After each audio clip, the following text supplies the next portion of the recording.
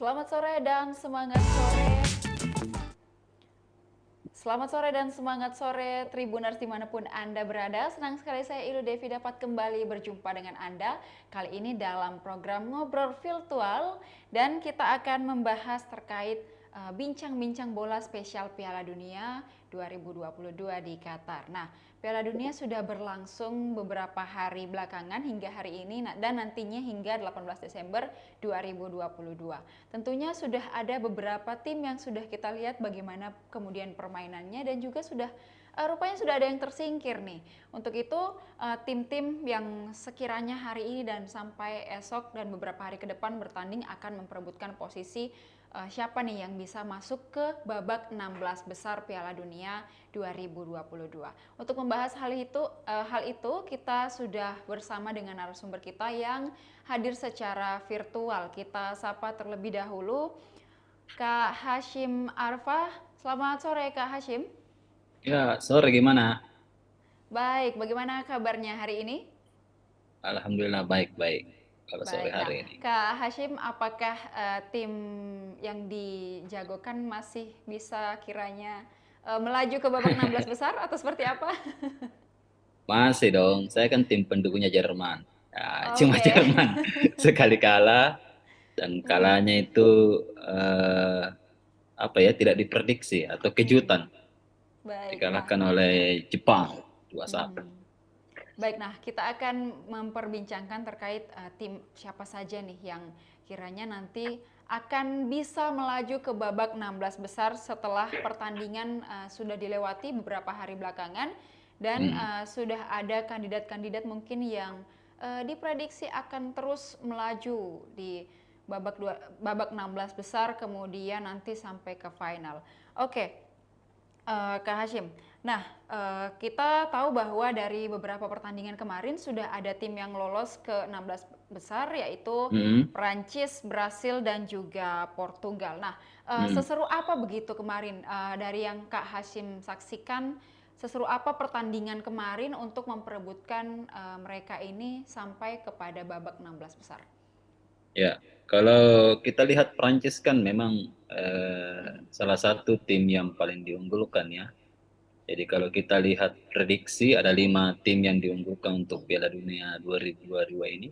Yang kelima itu Inggris, kemudian keempat Spanyol, ketiga Perancis.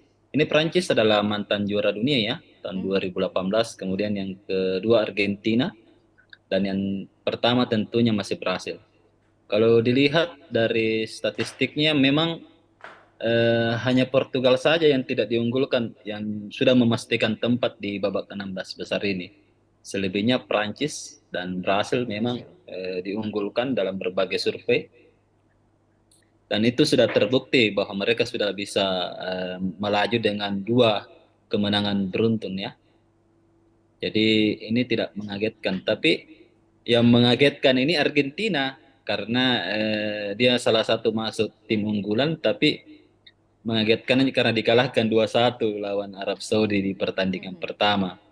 Untung masih bisa menjaga asa untuk ke 16 besar setelah mengalahkan Meksiko kemarin. Itu, Mbak Ilo.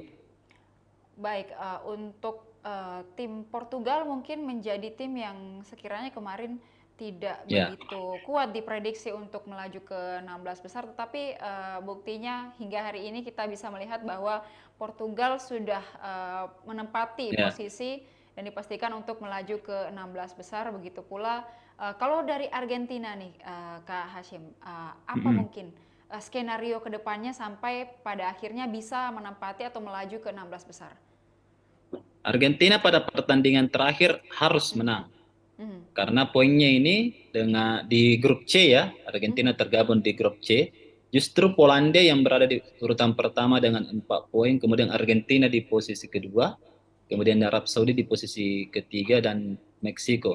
Selisihnya ini dengan apa namanya dengan Arab Saudi itu sama poinnya. Kemudian dengan Polandia itu selisih 1. Artinya harus membukukan kemenangan untuk bisa melaju. Karena pertandingan terakhir Argentina ini kan meskipun Polandia di eh, juara grup untuk sementara, tapi kan dilihat dari sisi kualitasnya Argentina bisa lah. Nah, yang menarik ini kalau misalnya Meksiko atau Arab Saudi bisa menang, bisa bisa bisa apa namanya ya, bisa pemimpin klasemen mereka ini. Arab Saudi apalagi kalau bisa mengejutkan lagi dengan kemenangan melawan Meksiko, itu bisa jadi pemimpin klasemen. Tapi dengan syarat Argentina atau Polandia tidak menang atau bisa mereka seri kah atau salah satunya dikalahkan.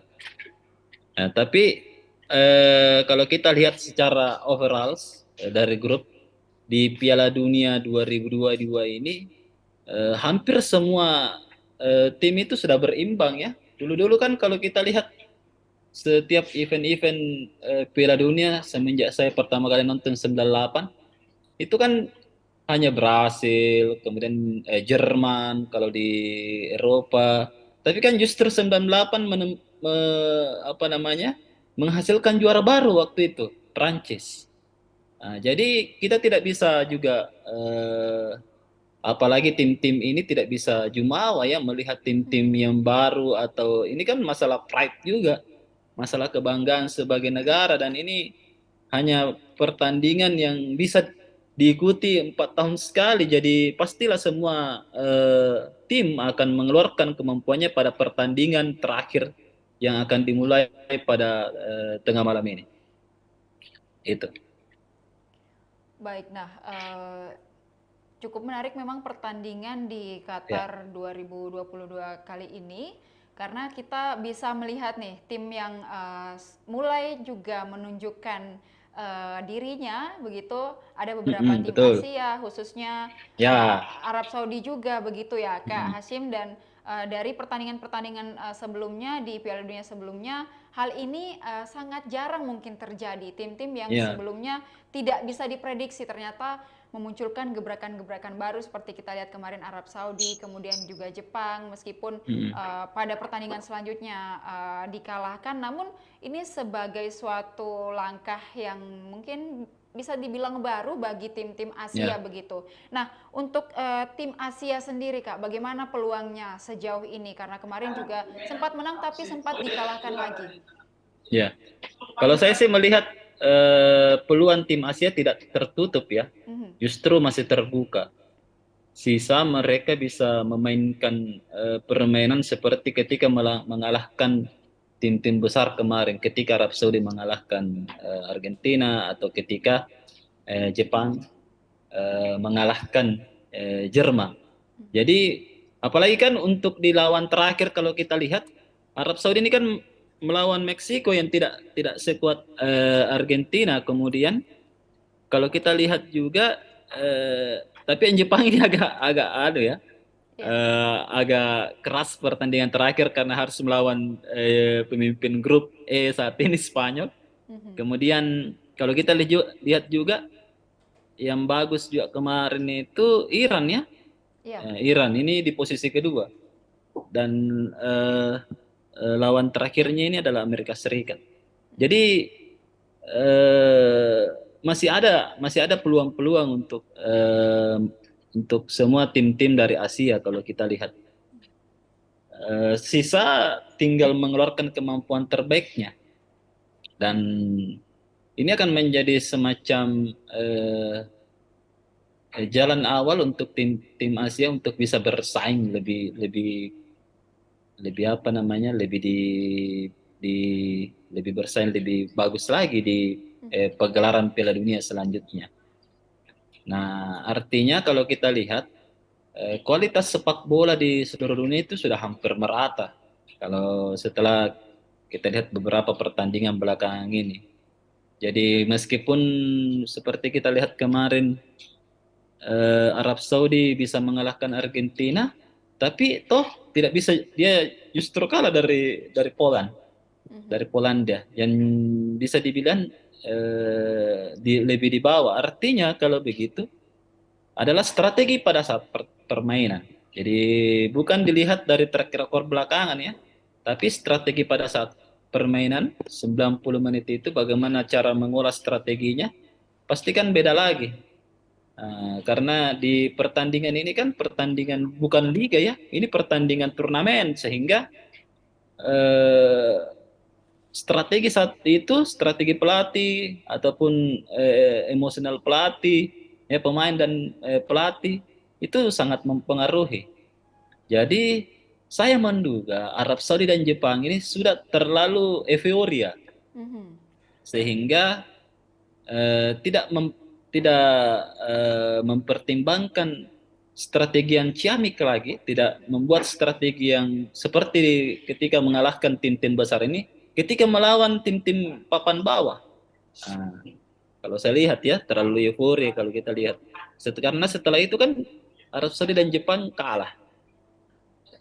Jadi tidak ada sekarang kalau kita lihat di pertandingan turnamen itu tidak ada yang boleh mengendurkan strateginya siapapun lawannya. Begitu. Baik, dan apalagi tadi juga sempat kita bahas terkait kualitas sepak bola dari pertandingan-pertandingan yang sudah kita lihat dirasa sudah cukup ini ya, sudah cukup kuat persaingan. Tidak bisa lagi kita meremehkan tim dari negara ini. Hmm. Meskipun kita melihat ke belakang bahwa secara sepak terjang dan juga secara jam terbang mungkin kurang, tetapi dapat dibuktikan di Piala Dunia kali ini banyak tim-tim Ya. yang kiranya masih diragukan tetapi punya gebrakan baru di Piala Dunia 2022 ini. Nah, Kak Hashim, Hmm. bagaimana dengan Korea Selatan yang semalam juga sudah bertanding dan Ya. sempat memunculkan kontroversi mungkin? Iya. Mhm, Pertandingan Korea Selatan tadi malam sangat seru. Kemarin malam ya sangat seru mhm, sekali. Eh, karena ini adalah salah satu eh, pertandingan yang menurut saya eh, sangat cepat produksi golnya. mhm, Jadi ini pertandingan terakhir dengan kemenangan dari Ghana ya. Kalau Ghana ini kalau kita lihat Ghana pada saat pertandingan itu sangat disiplin dalam bertahan. Karena kalau kita lihat dari menit-menit awal hingga akhir di babak pertama itu Korea Selatan itu sangat menunjukkan performa yang sangat apa namanya ya, pantang menyerah dalam menggempur pertahanan Ghana. Tapi kalau kita lihat dari pertandingannya, mhm, Ghana ini sangat eh, kompak bertahan, mulai dari pertahanan, kemudian dari gelandangnya juga sangat sangat disiplin, sehingga sangat sulit untuk ditembus oleh pemain-pemain dari Korea Selatan. Padahal kalau kita lihat statistik ya, kita buka sedikit statistiknya, eh, penguasaan bolanya itu kalau mhm. untuk Korea Selatan 62%.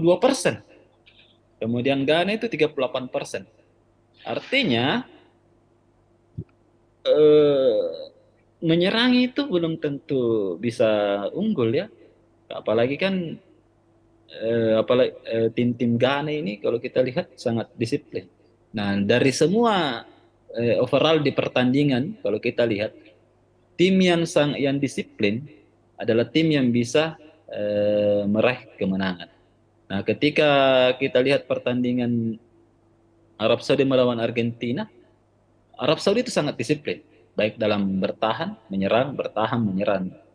Bahkan striker-strikernya itu ketika bertahan turun semua. Ketika menyerang juga ada yang tim-tim pertahanan itu tidak naik secara keseluruhan, tapi tetap menjaga hingga di batas wilayahnya. Nah, hal yang berbeda kalau kita lihat pertandingan Arab Saudi melawan Polandia, sangat tidak disiplin biasanya karena kan terlalu asyik menyerang sehingga lupa bertahan. Nah, kalau kita lihat kemarin kembali lagi ke pertandingan Ghana versus Korea Selatan, Korea Selatan sangat asik menyerang. Nah, gol-gol yang disarankan pemain-pemain Ghana itu kan berawal dari serangan balik. Nah, jadi ini perlu juga eh, diperhatikan oleh tim-tim dari ya apalagi yang tim-tim dari Asia ya bahwa boleh menyerang tapi Jangan lupa pertahanannya.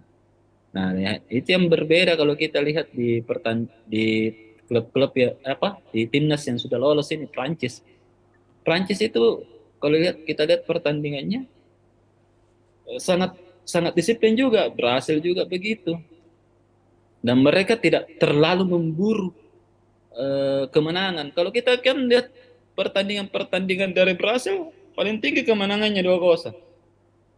Kemudian yang terakhir Casemiro, gelandangnya dari Manchester United itu kan hanya 1 gol yang disarankan.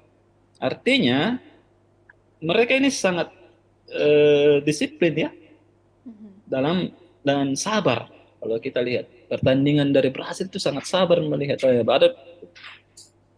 mereka baru menyerang ketika melihat peluangnya sangat besar. Kalau tidak ya di wilayahnya aja dulu dimainkan bola sambil melihat peluang. Nah, begitu kalau saya melihatnya, Mbak Ilo. Baik, berarti secara strategi kemudian dalam bertanding perlu adanya jangan tergesa-gesa terlebih dahulu, kemudian Betul. kemudian melihat nih peluang apa yang mungkin bisa dilakukan atau apa hal yang mungkin dari tim lain sampai kecolongan begitu Ya. dari pertandingan kemarin. Kalau tim Ghana mungkin Kak Hashim, Nah, apakah memang secara terlepas dari pertandingan kemarin mereka berhasil meraih kemenangan? mm-mm. Apakah memang dari pertandingan-pertandingan sebelumnya atau laga sebelumnya, piala-piala dunia sebelumnya, memang tim Ghana ini merupakan tim yang cukup diunggulkan atau seperti apa? Atau baru mungkin menunjukkan performa terbaiknya di Piala Dunia kali ini? Kalau kita lihat kan Ghana ini dari statistiknya paling tinggi tidak masuk ke 16 besar. Tapi kalau begini pertandingannya mereka yang tunjukkan kemarin, disiplin dalam dalam bermain itu bisa saja mereka bisa melaju lebih lebih jauh lagi. Nah, apakah itu bisa terjadi? Kita lihat saja selanjutnya. Karena kan biasanya ini kan juga kan pemainnya manusia. Biasanya ketika seseorang meraih kemenangan itu pasti ada euforia, euforia. Apalagi hal-hal yang tidak pernah mereka pikirkan ya. Iya, Seperti Arab Saudi kan iya euforianya betul sangat betul. besar sekali ya. Sampai pemain-pemainnya dibelikan Rolls Royce yang harganya 20 miliar, Mbak. Sampai jadi hari libur nasional juga. Iya, sampai hari libur nasional. Nah, menurut saya ini kan baru babak penyisihan, artinya belum ada apa-apa ini. Baru bisa kelihatan prestasi itu kalau melampaui prestasi sebelumnya atau justru masuk ke laga final atau justru bisa masuk ke meraih Piala Dunia. Nah, itu yang perlu kita lihat. Dan ini kan juga persoalan mental ini. Bagaimana bisa mental bertarung melawan tim-tim besar, melawan pemain-pemain besar. Nah, seperti kan kalau kita lihat di Arab Saudi hal-hal yang mengubah permainan mereka karena ada dorongan mental yang sangat kuat dari pelatihnya. Nah, ini yang mesti dilihat atau dipelajari. Nampaknya semua tim-tim underground, underdog ini sudah belajar pasti dari pertandingan itu. Bagaimana mereka bisa memunculkan mental. Karena kalau dari teori sepak bola itu Mbak Ilu, ketika pertandingan anggaplah mereka punya kemampuan 100% bisa dikeluarkan semua. Ketika latihan ya. Tapi ketika pertandingan itu biasa drop. Karena itu mental. Belum lagi ada beban yang yang yang sangat dibebankan kepada mereka seperti Brasil, Argentina itu kan pasti bebannya itu besar sekali. Tidak sama dengan tim-tim underdog. Kalau underdog kan ya bermain lepas saja. Tapi ini juga persoalan mental. Maka siapapun pemenangnya nanti kalau kita lihat di Piala Dunia ini adalah mereka yang mempunyai mental yang kuat. Nah, kalau kita lihat dari pertandingan sebelum-sebelumnya ini ya Dan kita lihat juga pertandingan Piala Dunia yang lalu, rata-rata mereka memang yang mampu menjaga asa kemenangan yang bisa meraih Piala Dunia. Ya bisa dibilang tak terkalahkan baik di babak penyisihan grup maupun hingga sampai pastilah ya, karena setelah ini kan babak apa namanya, babak sistem gugur. Jadi eh, siapa yang bisa menjaga mentalnya bagus, kemudian menjaga kekompakan per tim, disiplin. Jadi saya kira untuk pemanahnya nanti pasti punya paket komplit. Jadi mereka pasti sudah punya mental yang bagus, kemudian disiplinnya bagus juga, kemudian mampu mengerahkan tenaga hingga puncak pertandingan. Dan ini juga pasti membutuhkan fisik, karena kalau kita lihat pertandingan di babak penyisihan ini, bayangkan sampai 14 menit babak perpanjangan waktu. Wah, itu kan sangat menguras tenaga itu. Jadi memang harus punya juga fisik yang kuat. Begitu Mbak Il. Oke, baik. Terkait tadi juga kita berbicara soal fisik yang kuat, kemudian Mm-mm. apakah dari beberapa pemain dari beberapa tim yang sudah berlaga kemarin, Kak Hashim melihat bahwa apakah ada pemain-pemain baru mungkin yang begitu cemerlang, karena kita tahu bahwa kalau pemain baru mungkin secara fisik dan juga semangat bisa mungkin lebih menggebu-gebu istilahnya begitu, atau seperti apa kemarin? Ya, beberapa pemain yang bersinar di Piala Dunia ini kan belum dilihat secara full. Tapi yang menarik ini ada dua pemain Manchester United yang kalau kita lihat di klub ya, Manchester United itu bukan tim papan atas sekarang di Liga Inggris. Tapi kalau kita lihat datanya ini ya, saya bukakan sedikit datanya.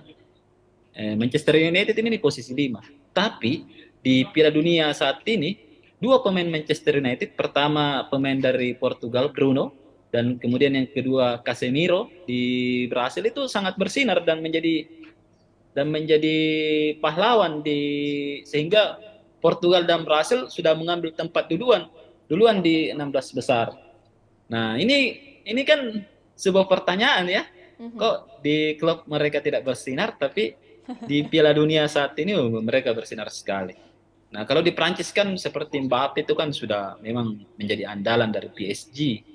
Nah, itu kalau saya untuk sampai saat ini ya, karena bentuk prestasi paling tertinggi adalah ya bisa lolos ke babak 16 besar. Baik. Nah, untuk Messi dan juga Ronaldo, Kak Hashim, bagaimana untuk laga kali ini? Mereka kan pasti masih masih kuat lah, apalagi kan mereka sudah membukukan masing-masing gol ya. Ronaldo kemarin lewat titik penalti di pertandingan terakhirnya ini. Kemudian Messi juga mampu membangkitkan kembali gairah Argentina untuk bisa melangkah lebih jauh lagi. Mereka tetaplah kalau kita lihat. Tapi kan ini juga pertandingannya pertandingan tim. Kenapa misalnya menurut saya sih melihat Brasil dan Portugal saat ini bukan hanya kemampuan dari masing-masing pemainnya, tapi ada juga select pertandingan tim sehingga Bruno bisa mencetak gol. Kemudian Casemiro yang di posisi gelandang bertahan justru bisa mencetak gol. Kalau saya begitu. Baik, dah. Apakah dengan Messi dan juga Ronaldo ini di laga kali ini mungkin akan menjadi pertandingan terakhir mereka atau seperti apa? Nampaknya ini akan menjadi Piala Dunia terakhir ya. Kalau kita lihat usia mereka yang kemungkinan di Piala Dunia mendatang itu sudah menyentuh 40 tahun ya. Ronaldo nampaknya umurnya sudah 37 tahun ya. Umur Ronaldo saat ini. Ya, Messi pun tidak jauh-jauh dari situ. Nah, Messi 35 tahun. Ketika Piala Dunia nanti sudah 39 tahun. Agak sulit lagi ya untuk posisi sebagai penyerang. Jadi nampaknya ini akan menjadi Piala Dunia terakhir untuk kedua pemain bintang ini, mega bintang ini. Mhm. Baik, nah Kak Hashim, tadi juga kita sempat berbicara terkait tekanan dari setiap tim dan juga ada mungkin ada beberapa pressure dari setiap tim yang bisa saja itu menjadi semangat atau bisa saja itu menjadi kemudian mematahkan langkah mereka. Apakah tekanan-tekanan seperti itu juga rupanya terjadi di timnya Qatar kemarin yang pada laga Ya, pembuka kalah, langsung kalah. kemudian itu menjadi banyak perbincangan bahwa tim tuan rumah kenapa sampai kalah, apalagi di laga pembuka seperti itu. Kalau kita lihat kan dari track rekornya Qatar di Piala Dunia kan Mhm. tidak pernah masuk ke Ya. jajaran yang mewakili dari benua Asia ya. Dan memang kalau kita lihat ini saja ya, ada 4 tim yang menjadi perwakilan dari setiap momen-momen Piala Dunia. Mhm. Di timur ada Jepang dan Korea Selatan. Kemudian di benua Australia ada Australia. Australia ini sudah masuk ke perwakilan dari Asia ya. Mhm. Satu dari Australia, kemudian satu dari Timur Tengah. Timur Tengah saat ini diwakili dua dari Timur Tengah diwakili oleh Arab Saudi dan Iran. Dan ini memang empat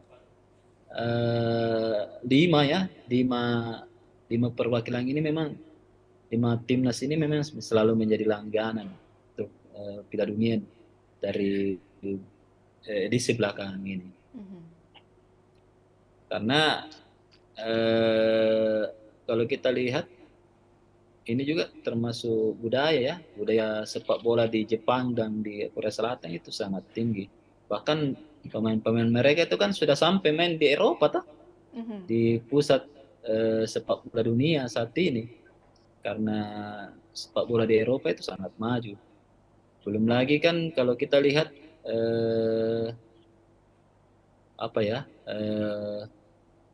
mereka juga ini salah dari tim lokal dari Jepang, Korea, kemudian dari Timur Tengah, Arab Saudi, Iran, eh, kemudian Oman, itu kan penghasil klub-klub terbaik di Asia. Dan mereka Mhm. biasanya mewakili kalau misalnya ada pertandingan Piala Dunia antar klub kan mereka-mereka aja semua ini yang berputar-putar dari klub-klubnya.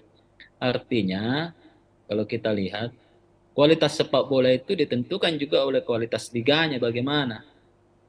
Kalau kualitas klub-klubnya itu biasa tampil di level-level internasional ya oke lah. Nah PSM bukan ya Indonesia nampaknya sudah lebih maju ya. Apalagi kan Mhm. terakhir PSM sudah bisa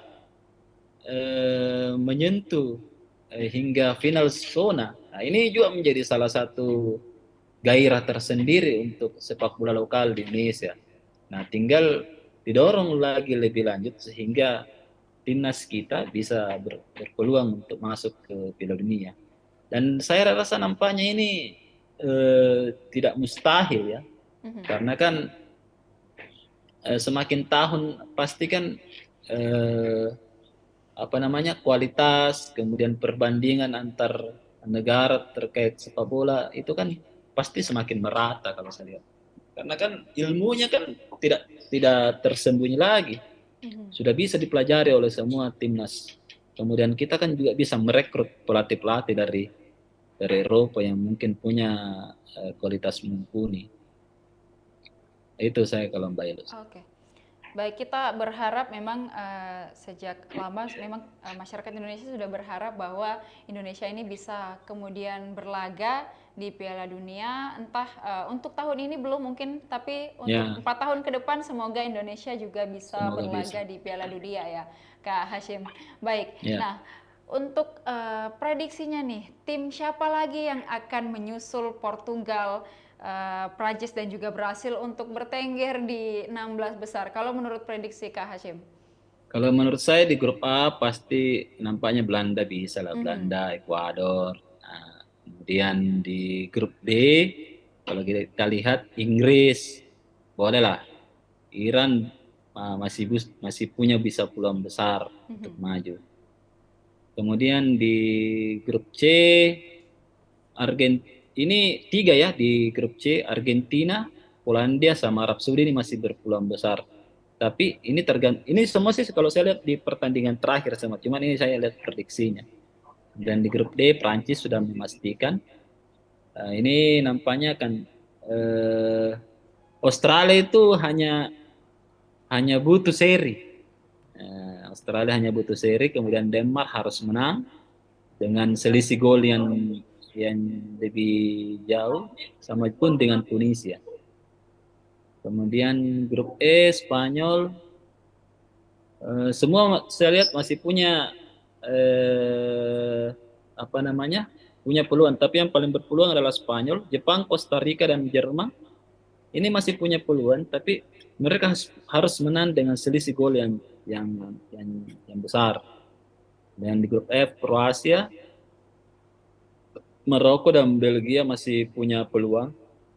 Sisa di pertandingan terakhir semua. Kemudian grup G Brasil sudah memastikan Swiss, Kamerun, Serbia. Nah, Swiss ini hanya butuh seri dengan selisih gol mungkin yang lebih jauh. Kemudian grup H Portugal, Ghana, Korea Selatan, dan Uruguay semua masih punya peluang untuk memperebutkan posisi kedua. Nah, Ghana yang paling berpeluang, dan Ghana ini hanya butuh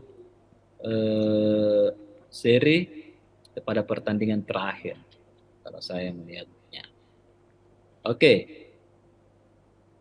Baik, itu tadi prediksi tim mana saja yang mungkin akan berlaga di babak 16 besar. Kemudian kalau Kak Hashim melihat terakhir nih, siapa kira-kira yang akan tersingkir, tim yang akan tersingkir dari Piala Dunia untuk babak selanjutnya, untuk pertandingan selanjutnya? Sisa ditentukan aja tadi. Kalau misalnya, kan sudah ada 2 yang tersingkir toh, ada Qatar dan Kanada. Kanada. Ya, Kanada memang sudah, kemarin jadi kuda hitam katanya di timnya, di grupnya. iya, cuman tidak mampu membuktikan diri sebagai kuda hitam toh. Itulah tadi, kalau kita lihat Kanada ini kan juga berasal dari wilayah yang tidak terlalu kompetitif, wilayah Amerika Utara. Itu kan hanya 3 klub di situ, 3 timnas di situ, dan pasti lolos biasanya. Amerika, kemudian Kanada dan Meksiko, dan semua masuk. Nah, kalau saya sih melihatnya Kanada, kalau kita lihat dari tahun ke tahun begitu terus performancenya, karena itu tadi Kanada tidak memiliki liga yang kompetitif, tidak sama seperti tadi ya Brasil itu wah sangat kompetitif, bahkan di negaranya itu sepak bola ibarat agama. Jadi itu dia. Jadi memang harus punya liga atau pemain-pemainnya itu mau berkarir di Eropa. Nah, kan begitu toh, Jepang, kemudian Korea Selatan, kenapa mereka masih bisa terus menjadi perwakilan dari benua Asia? Karena begitu, peningkatan kualitas liga, kemudian pemain-pemainnya itu dari pemain yang bagus sampai ke pemain-pemain ya bisa dibilang liga tiganya di Korea Selatan sama Jepang itu kan mereka juga keluar dari negaranya. Seperti kan di Indonesia banyak tuh, ada sekitar 7 pemain Jepang di sini. Jadi memang harus dimulai dari situ kalau saya. Jadi harus keluar pemain-pemainnya. Berarti bukan hanya mementingkan bagaimana naturalisasi mungkin, dan tim-timnya juga harus bisa banyak keluar begitu ya Kak? Iya. Justru kalau saya harusnya dibalik. Jadi pemain-pemain kita yang banyak keluar toh. Nah, seperti kan kalau di Indonesia kan seperti Asnawin sudah pergi ke Liga 2 di Korea Selatan bergabung dengan Ansan Greeners. Itu kan mesti memang harus banyak pemain-pemain kita yang keluar. Egi juga ada di Polandia. Harus banyak yang keluar. Harus punya cita-cita bermain untuk level-level liga terbaik di dunia. Ya syukur-syukur kalau bisa masuk ke Liga Primer, kemudian Liga Spanyol.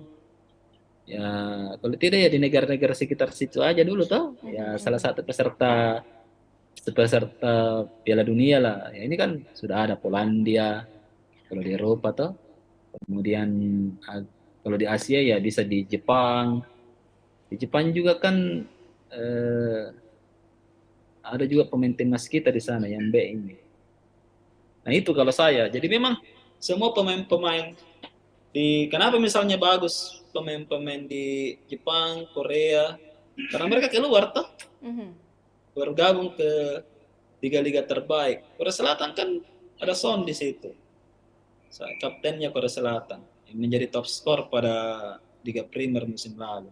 Itu kenapa bisa terangkat pemain-pemainnya. Nah, begitu kalau saya. Baik, berarti ini mungkin bisa menjadi catatan begitu kiranya untuk setiap timnas bahwa naturalisasi dilakukan, tetapi untuk peningkatan kualitas pemain juga perlu dengan Ya, betul. membiarkan atau memperbolehkan mungkin pemainnya untuk berlaga di pertandingan di luar negaranya begitu, untuk Ya, bergabung juga di betul. tim di luar negaranya. Baik, nah sebentar malam ini tepatnya masih akan Hmm. ada pertandingan lagi dan kita juga pasti masih menantikan nih siapa saja tim yang akan berlaga di 16 besar dan babak-babak berikutnya. Jadi kita akan sama-sama menyaksikan hari demi hari, nanti kita akan melihat Iya, tim-tim siapa saja yang akan berhasil melaju ke babak-babak yang lebih seru lagi gitu. Dan semoga timnya Kak Hashim bisa melaju. iya, aduh, saya Harus. berharap ini bisa menang besar nanti di ujung. Malam ini nobar di mana Kak Hashim? Ya di kantor tah. Di kantor. Baik. Nah, baik Kak Hashim, terima kasih untuk perbincangan kita pada sore hari ini, sore menjelang malam hari ini, Ya, dan juga kita tentunya masih akan tetap menyaksikan dan akan ada perbincangan-perbincangan terkait Piala Dunia 2022 setelah kita melihat tim-tim mendatang apa saja yang akan dihasilkan dan apa saja gebrakan-gebrakan yang akan muncul. Oke, terima kasih Kak Hashim untuk waktunya dan juga sharing-sharingnya hari ini. ya, terima kasih juga Baik, sudah diundang. terima kasih dan juga seluruh Tribuners atau pemirsa yang menyaksikan ngobrol virtual kali ini yang membahas terkait sepak bola, khususnya pertandingan Piala Dunia Qatar 2022. Terima kasih sudah setia menyaksikan ngobrol virtual kali ini dan tetap saksikan program-program Tribun Timur lainnya hanya di kanal YouTube dan Facebook Tribun Timur. Dan untuk itu saya Ilu Devi dan juga seluruh kru yang bertugas pamit undur diri. Terima kasih, selamat malam dan juga sampai jumpa.